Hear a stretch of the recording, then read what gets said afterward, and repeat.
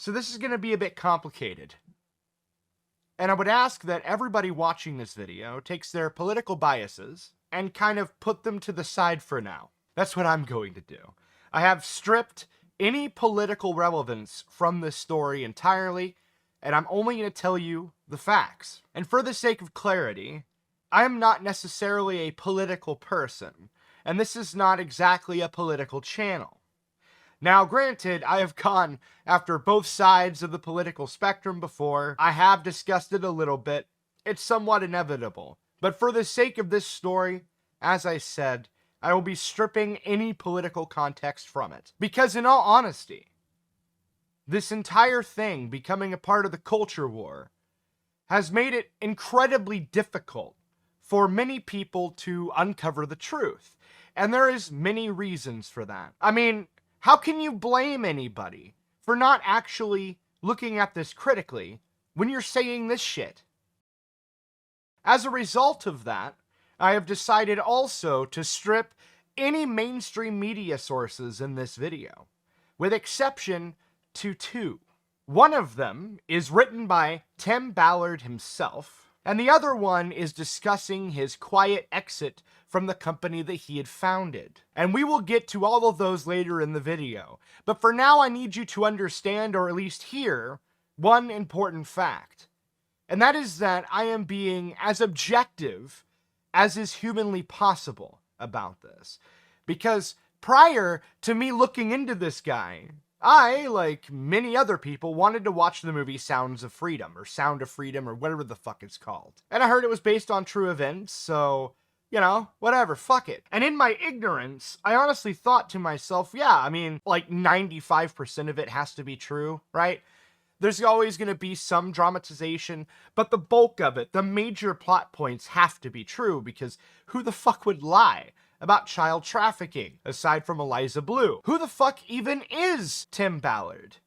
Well, I would be surprised if some of you don't even know who he is, since his face is plastered, well, basically everywhere. Tim Ballard. Tim Ballard. Tim Ballard. Tim Ballard. Tim Ballard. Tim Ballard. Tim Ballard. Tim Ballard. Our honored guest speaker for this afternoon's session is Mr. Tim Ballard. But for those of you that for some reason have no idea who Tim Ballard is, he is a former officer in the Border Patrol agency ICE. He decided he would quit to start the organization Operation Underground Railroad. And through that organization, he has allegedly been involved in several sting operations against child traffickers, saving dozens and thousands of lives, of children's lives, in the act of doing so. As a result of this, he's actually become relatively famous all over the internet. He has met a president of the United States. He has gone to the Senate discussing why they should build a wall. He has stood in front of a military organization doing a lecture. He has been on Ben Shapiro, and he's even been on Fox News, where he also later would write an op-ed for Fox News. So in other words, he is very far away from being a nobody, and quite frankly speaking, he is basically the wet dream of every wannabe pedo hunter all over the internet. And if all of that is not enough for you, he has a movie out right now called Sound of Freedom. However, I don't want to talk about the movie and the alleged true story behind it quite yet. I'm going to save that for the end of the video. First, we are going to instead discuss two other stories that he has told, and told quite prolifically. We're going to discuss those first, then we'll jump into the story behind the movie, because I promise you it's important to know these two stories before we get to that. So first, we're going to discuss what I like to call the padlock story. Here is his words about that sting operation that he says he was a part of. They were kept, and you'll see images later, they were kept behind the brothel, the nightclub, in like a jail cell, literally a jail cell that locks from the outside, and they're only brought out to be sold to predator clients, and then back into the jail cell. So we end up working with law enforcement. We get warrants. We get the evidence they need to go in and shut the place down and get the women out. Well, the minute they got into the place, after months of working with these guys, we look over, and the most heroic figure on my team was our director of aftercare, Jessica Mass. Our aftercare is so important to us that we have them on the ground during any kind of rescue operation. And she's very sensitive to what's going on, and a very spiritual woman. And she gets in there and she recognizes, she sees the cops getting paid off and no one's getting arrested. And she recognizes that something's happening, a trick, a betrayal. And when the cops turn around and say, okay, girls, you can all go back into your jail cells and get your stuff, you can leave. And they're just screaming, and Jessica knew something was up, so the girls got into the jail cell, and she knew what was going to happen. It was just a trick to get them back in, and so they could lock them in, and then the Haitian police needed some excuse to give us as to why they couldn't go through with the rescue, and the excuse was going to be, oh, sorry, they got locked in there. And Jessica recognized that as she saw a trafficker come in with a padlock. And as she came in, do we have pictures, Blaine, if you can show the pictures of the padlock? And they came in and with the padlock to lock in the girls in. Jessica was standing at the jail cell door, stuck her finger, and she said it was almost like she didn't even, it was like her hand was being led by some other force, and she stuck her finger inside the hole, and they couldn't get the padlock down. And then she ripped it out of the hands of the trafficker, and then she just said, girls, run, just everybody run. So all our guys jump in the car and take off, and now we're being chased by law enforcement and traffickers. Sounds like an amazing story, now doesn't it? However, there is a few problems with this story. Quite a few problems. Problem one with this story is the girl with the padlock. Her shoving her finger in the padlock so they couldn't lock it. The footage that they show of the girl fighting over the padlock is not even anywhere close to the room that is being discussed in his story. It's actually in the room you see right when you enter. And you know this because later on you actually do see the metal prison bars in the back of a hallway. No, stop that, stop that, stop that. No! Lock them in. Literally just took this off. Which is obviously, most obviously, not in the room that you just saw. Now, if you look really fucking closely, you'll notice that the prison doors, they don't have anywhere you can put a padlock. So that doesn't really make any sense, which kind of completely violates that entire part of the story entirely. The one place you do see a padlock is on another door, which is not a prison door. It's just a regular wooden door that allegedly was used for the prostitutes to be fucked in. That was what the room went to. Cool. So what about the running away and having both the police and the pimps running after them? Well, that's not really true either, because the woman's testimony in the documentary kind of contradicts everything he said. Shortly after that, the girls started to come out, and I wait till they're all out, and then I walk behind them, and you see this beautiful start to freedom and this start to aftercare. It took so much courage for these girls to say they wanted to leave in front of the traffickers, in front of the police, in front of all these people that they know could hurt them. And they had the courage to say they want to leave, to go back and get their suitcases, and then have their own march to freedom.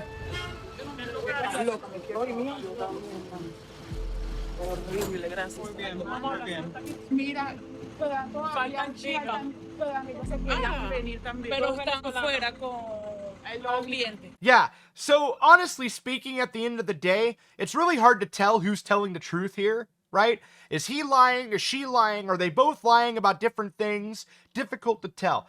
Water's muddied. Now, I know a lot of you might be thinking to yourself, yeah, so what? They exaggerated a bit. The entire point is to bring awareness to child trafficking. Cool. All right. Fine. Whatever. I don't agree with you. I think lying about any detail in any of this is a bad thing. But, you know, fine, fuck it. We'll go to story 2. So here's him, under oath, at the Senate, discussing a very harrowing tale. The victim was a foreign-born child around 12 years old, who we will call Lily. Lily was kidnapped south of the border. She was then taken along with several other children her age and smuggled into the United States, not through a port of entry, but rather through a part of the southern border without significant barriers or a wall. Lily's traffickers easily transported her to New York City, where she was raped between 30 and 40 times a day, and this is not atypical at all. for a case like this. She believes that she alone was raped over 20,000 times between the age of 13 and 17 right here in our country. She eventually escaped, and my foundation is now caring for her as she prepares to testify in federal court against her captors. It's a really amazing story, isn't it? It's fantastic, right? It's great. But you see, there's one little tiny problem, and that is this op-ed that he wrote for Fox News, where he says a slightly different story. He says that his organization was personally involved in saving this girl's life. Now, before he claimed that they were involved in helping her recover, here it says a completely different story. And bear in mind that there's a lot of issues with this story that I'm not going to get into, because the main problem with this story, the story that he also told under oath, an entirely different version under oath, I might add, is that, well, quite frankly, he's taking credit.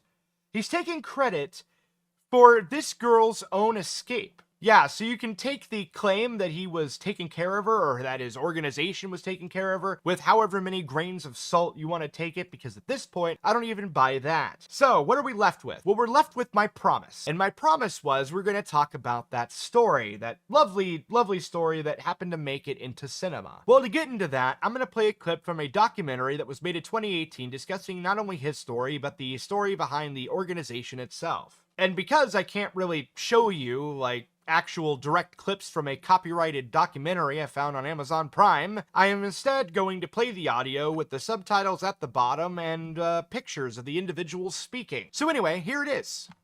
Supervisor contacted him and said, hey, we're thinking about starting a child crimes group and we want you to do it. He came home and told me about it, and we were both like, there's no way that we will ever do that. We had 2 little kids at the time. It just sounds so horrific. We didn't think that that was something we wanted to bring into our home. My husband has just this light. He's able to see good in the world, you know, and he has a lot of optimism, a lot of strength. I didn't want to see that taken away. We were raising a young family. I didn't want to see that gone. And so we took it very seriously. My wife and I had vowed that the one thing I wouldn't do was child crimes. So we said no, and I remember going home that night to my wife and saying, you won't believe what they just asked me to do. And she said, well, you're not doing it. I said, I'm not doing it, absolutely not. And she said, we have kids, you can't do it. And I remember a sleepless night that night, and then getting up the next morning and kind of looking myself in the mirror, practicing my rejection talk. And as I was preparing my speech, my wife came up to me, emotional, tears in her eyes. And she said, we're making a huge mistake. She said, for the very reason I thought we couldn't do this, or shouldn't do this, is the reason we need to do this. Because we have kids.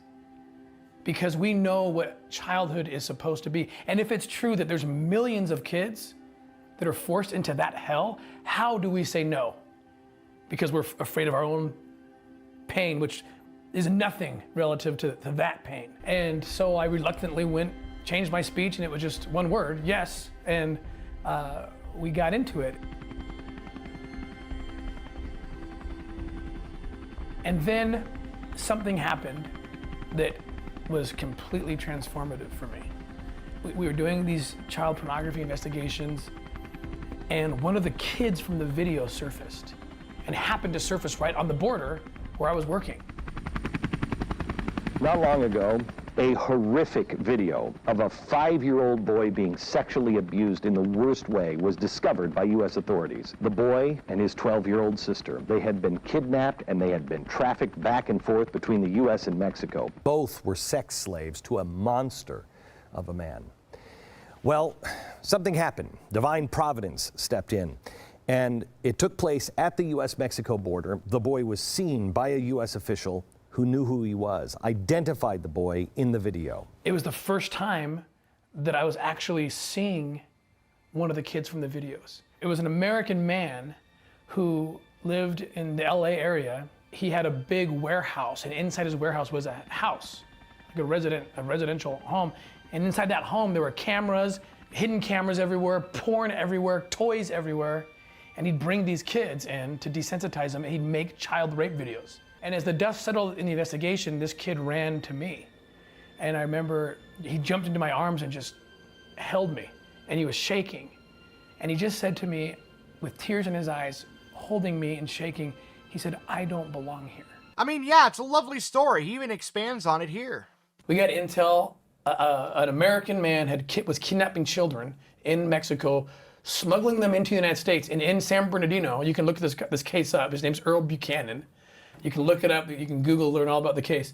He had a compound up in San Bernardino where he was taking the kids and he was filming his sex acts with these kids. He was having sex with them and filming it. And then what, selling it online or? Keeping it for himself, sharing it with people. And so this guy's coming across the border and we're on the scene and we get the kid out, this 5-year-old boy. And it was the moment that he ran. 5-year-old boy. 5-year-old boy. Gosh. And I recognized him from the video. No way. And I was like, oh my gosh, I've never seen one of the kids from the video. And I'm like, I didn't know, I had a physiological reaction. Like I didn't know if I could handle this. And then the kid kind of inherently knew we were the good guys, right? So he runs to us and jumps in my arms. No way. And he's like he's holding me and he's shaking. And I'm just like, oh my gosh, does he speak English? Does he speak Spanish? Maybe both, I don't know. And he spoke perfect English, which was haunting to me because the only reason he did was because he had been with this guy, as it turned out, since he was taken as an infant. Oh my gosh. And he said to me, like no 5-year-old should ever have to say to anyone, he said, "I don't belong here." And the pain was so severe for me because I could immediately multiply that statement by millions of kids. And that was it. And then that led to raiding the compound, and we found 11 other kids. No. Yeah. How old range? About from 6 to 12. Wow.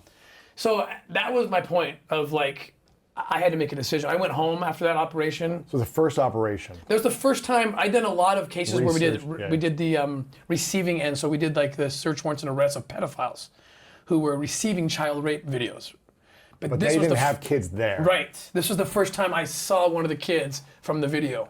And it like changed my life. But the change was either going to be I'm quitting forever or I'm all in. Because you can't, it's too much to go one or the other. You can't go middle ground on this, right? And I went home that night, after 2 or 3 days actually, I went home to my wife. She didn't really know what was going on. I walked in the house and then I see my kids, right? And they're playing and having fun. And this kid was, literally 12 miles away. I lived 12 miles from the border. This was happening to this child. And the whole dichotomy of the whole, how can we be in the same community and hell here and, almost paradise here for these children who have I lost my mind. Like I couldn't handle it. I saw my children being hurt. I went to and I literally fell down. Like my knees collapsed. I fell down. And my wife thought I was having a heart attack or something. She runs over to me. She's like, "What's wrong? What's wrong?" I'm like, I'm out. I'm out or I'm in. Like I can't, this is so bad. And it was my wife again who said, she got me calm and she said, "Look, it's hard. I know the pain. You're clearly suffering something, but how does that compare to what that child suffered?" Oh my gosh. And I was like, "No, you're right. That's it." Yeah, you're not experiencing it. Yeah, I'm like, I felt guilty. Like, how stupid. I'm up on my knee. I jumped up and I'm like, I'm in 100%. But the thing that happened, and call this luck, providence, whatever, to me was special, is the little boy had a necklace. That little boy, the 5-year-old. And his sister had given him the necklace when they were separated by Buchanan. Yeah. Okay, and it was a little dog tag. And he gave it to me. He knew I had to go find his sister now. Oh no. Yeah, and we did. We got her out. Oh my God. But he gave me the necklace. And I tried to give it back. He's like, "No, it's yours, it's yours." This is when he was hugging me. And I'm like, okay, I put it in my pocket, didn't think much of it. But later, one of my children found it and they said, "Where'd you get this?" I'm like, how do I tell this story to my kid? And I tell my kid what I can. And he says, "Isn't it cool that little kid put your name in the necklace, Dad?" I said, "What are you talking about? My name's not on the necklace." I'm like, yeah, your name's right here. And sure enough, I flip it around. And that little necklace had a scripture from the Bible on it, from the book of 1 Timothy. Oh my goodness. So that was like, to me, I was already feeling like, what am I gonna do? Am I gonna quit? Am I gonna go full in? That necklace, it was like, it was like that little boy, whether he knew it or not, just gave me a commission. And that necklace, I wore that for every operation I did from that point on. And it was kind of like my symbol, like, I'm in now. So you might be asking, well, what's the problem? They've been saying the same thing since roughly 2014. Glenn Beck said it. Why would Glenn Beck lie? Et cetera, et cetera, et cetera. And well, I'm going to tell you. Okay, but first what I'm going to say is here are the 4 indisputable facts about that entire case. Number 1, Tim Ballard was in fact there. That's a fact. Can't take it away from him. Number 2, more importantly, there was a 5-year-old boy there. And that boy was with, in a van, a guy named Earl Buchanan that was later arrested for his horrendous, heinous crimes. And that boy did, in fact, have a sister. There you go. Everything else is bullshit. All of it. Every other little tiny detail, because you might be thinking in your mind, that's all you need. That's it, right? That's all of it, right? No. There's actually so much more to this fucking story that A, is being left out, and B, being completely fabricated. So I'm going to paraphrase here from the beginning. On July 3rd, 2006, Earl Buchanan goes through the border checkpoint. And so they detain him. Not arrest him, detain him. And because he was detained and put into secondary, that is a place where they basically do the whole TSA thing, they go through all your fucking shit, they ask you questions, etc. They discovered that in his possession was child porn, but also child porn that was confirmed by Buchanan that he was in it. Buchanan, also, important detail, refused to discuss anybody else that was in the footage that they had. So in other words, we have no idea actually who he was fucking in that video. Fun fact. So you might be asking, who was first on the scene then? Because you see, Tim Ballard says he was. Well, look, not only was he not first on the scene, he was so not first on the scene that he was in a place that is literally called secondary. I think that's pretty funny. Very ironic. I love irony. Tim claims up and down that he was arrested because he recognized the boy from some footage somewhere. It is just completely untrue. So that should be enough, right? No? Well, okay, fine. Number 1, the boy was not abducted from Mexico. In fact, he lived in the United States. Not only did Earl Buchanan and that boy live in the United States, in California, but on top of that, Earl Buchanan was the landlord of that boy's grandmother, the same grandmother that little boy lived with. You know who else lived there? Little boy's sister. Nobody kidnapped the boy from Mexico and brought him into the States. That never fucking happened. If that wasn't enough for you, it turns out that the girl was never kidnapped. She was at home the entire time. And not only was she at home the entire time, she actually gave testimony claiming that this guy, Earl Buchanan, tried to fuck her. And, well, she said no. She wasn't taken to Colombia. There was no rescue mission to save her. It never happened. And in fact, not only is all of this the case, but on top of that, and this is a very important detail, the guy was reported 5 years prior. And nothing came of it.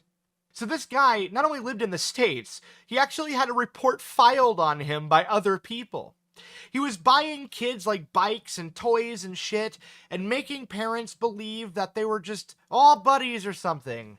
It was a whole fucking scheme. The guy was an absolute piece of shit. What he did was far worse, actually, than what Tim tries to claim. In fact, if anything, Tim kind of diminishes how bad this guy really was by making that shit up. This is all shit that was written in 2006. The article will be down below. And this isn't mainstream media. You can't say, oh man, you're using media sources. No, this isn't mainstream media. This is the San Diego Times. This is a local media article. But if you think that's bad, how much he already lied about the Earl Buchanan story, it gets a bit worse. You see, he says he was part of a raid of that guy's home, in which 11 children were rescued. That never happened. No, there were no kids there. They found a bunch of child porn and shit like that, but no children were there. There was no children there to rescue. It didn't happen. Yeah. So, again, every fucking detail of the story that he's given is bullshit. But here's the thing.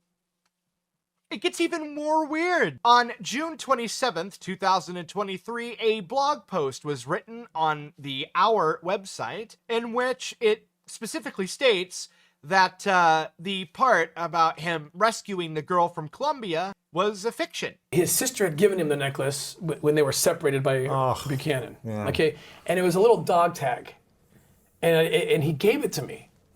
You know, he knew I had to go find his sister now. Oh no. Yeah, and we did. We got her. We got her out. So they finally admitted it. After all those years of just making up this fucking story, they finally admitted it, right? It's all just water under the bridge. At least that part of the fucking story, right? No, it actually gets fucking more weird. Like somehow, like the story just gets fucking more weird as it progresses. I don't understand why anybody hasn't looked into this, but whatever. So in that, they try to make the claim that that entire Colombia scene is to honor their never-ending search for Gardy or Gordy or whatever the hell his name was. And you see, they did actually try searching for him several years ago, and they never found him. Instead, they came back with this photograph. You see, the problem with that is that was not in Colombia at all. That was in Haiti. So my question is, if you're trying to honor that boy and the family of that boy, why would you say Colombia instead of Haiti? If you're honoring the guy, why would you make up an entirely different region to honor the guy? That's not honoring the guy. That's not doing anything. That's what's that called? Oh yeah, lying. And so what we've learned so far about this Tim Ballard is that his stories are full of holes. Full of quite a number of holes, actually. They're completely insane. Some might say they border on schizophrenic. But after seeing all the bullshit, the real question is, well, why all the bullshit? Why would he lie? For what reason? Well, here's another question. Why is it that every single story is intrinsically attached to God?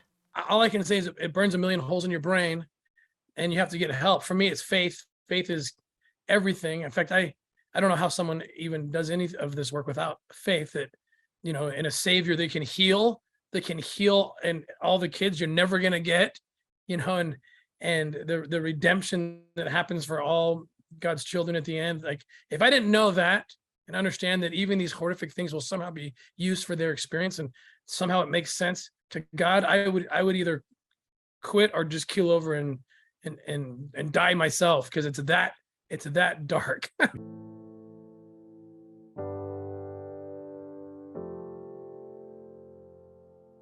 Say it, play.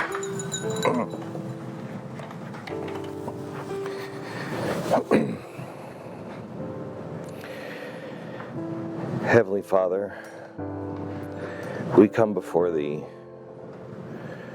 to thank You for this amazing opportunity to be together in one mind and one spirit, to come to this historic land of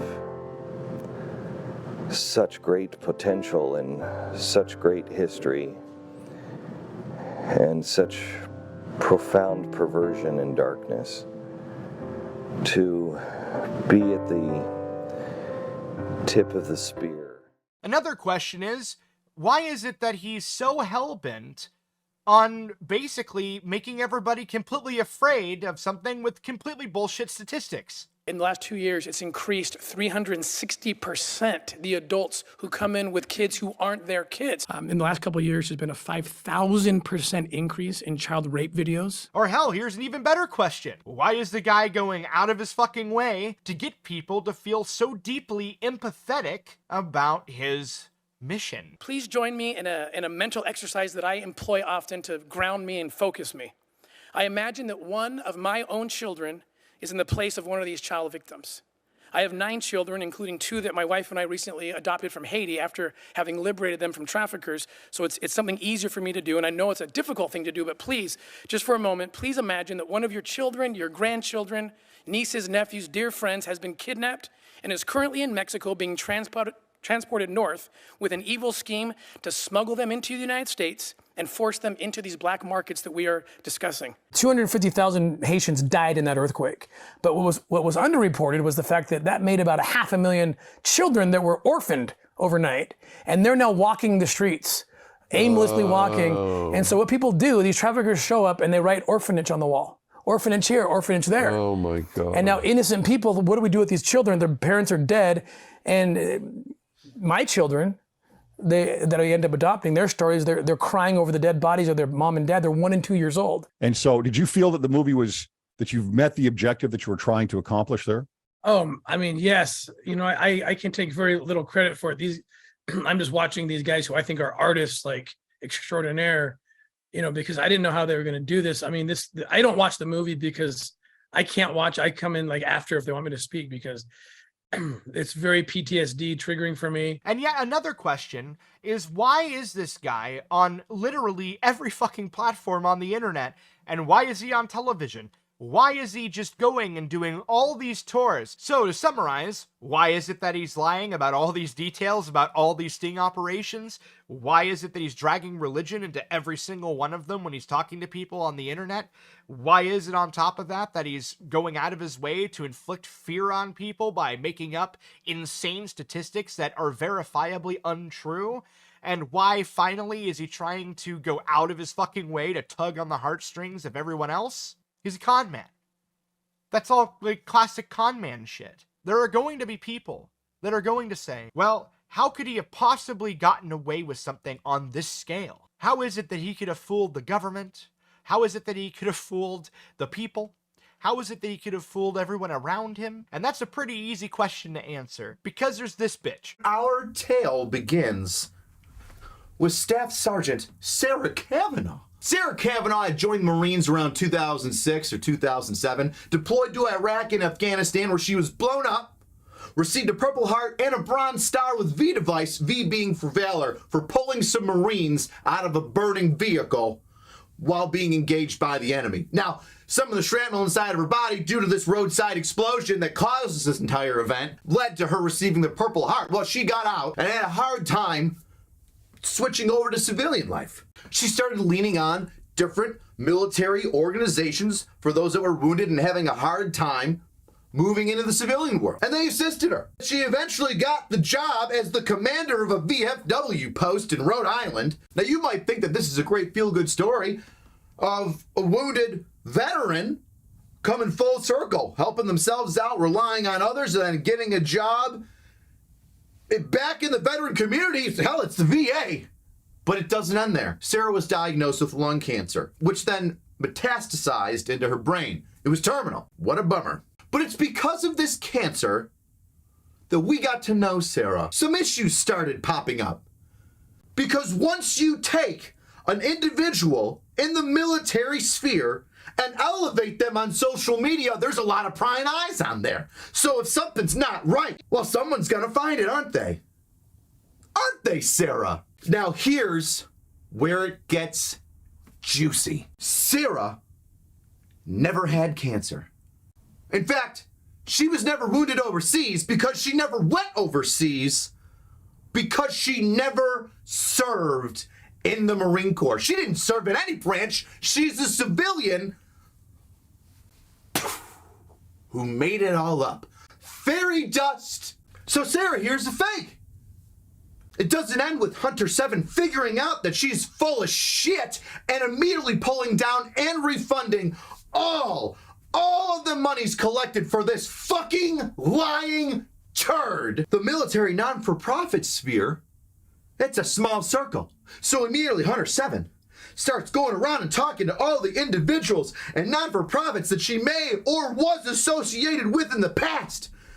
And wouldn't you fucking know, Sarah's been receiving money, donations, assistance for being a wounded veteran. Oh no, you see, you went from wearing a fucking costume and shaking some hands to fraud.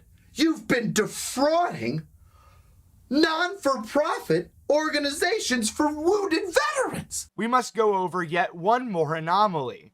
And that anomaly is quite simply this. On July 13th, 2023, 3 days ago at the time of recording, Tim Ballard had a very interesting day. PragerU released a documentary series that day documenting, something associated with Tim Ballard. Later on that same day, Tim Ballard was on Tim Pool's podcast. You know, Tim Pool, the guy that has literally the best record when it comes to interviewing people who are against child sex trafficking. Assuming, of course, you ignore the entire existence of Eliza Blue. Regardless of all of that, one other very interesting thing occurred, and that was that he stepped down as CEO for some reason of his company that he's been the crusader for and the creator of this entire time. Small correction here, he actually left the company before the film Sound of Freedom actually hit theaters, and that it was just on the 13th that the media had reported it.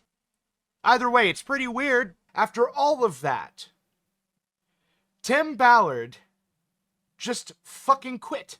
Now, ignoring my wild conspiracy theory that he's likely going to sign a deal with either Fox News or Daily Wire or something, there is a couple very reasonable explanations for this. Number one is that his wife told him to pull the plug. I told him that I had automatic veto power, that if I ever saw anything in him that just the dimming of the lights or anything, that I got to automatically pull the plug, no questions asked, and he would leave that group.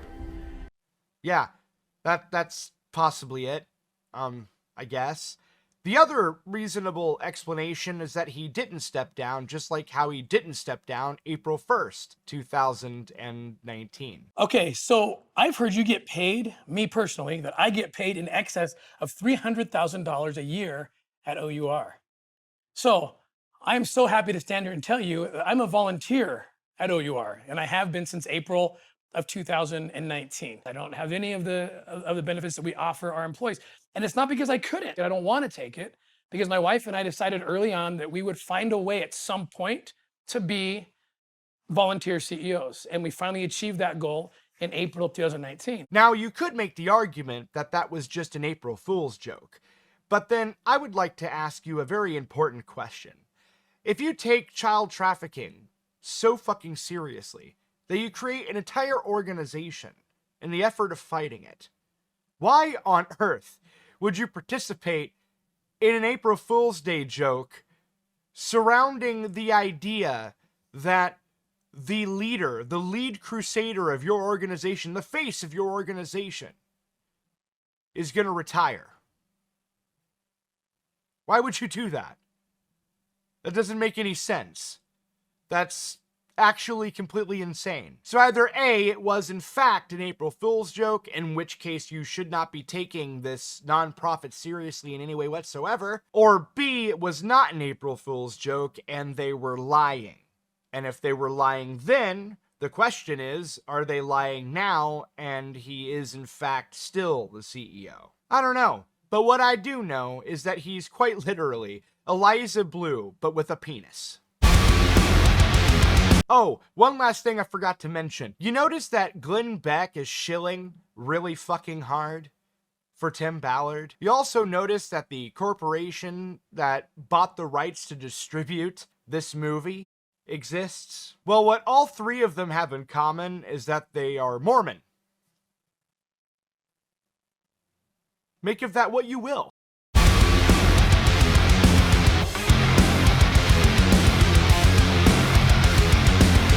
Bad words. I'm talking bad words. Fringy behavior.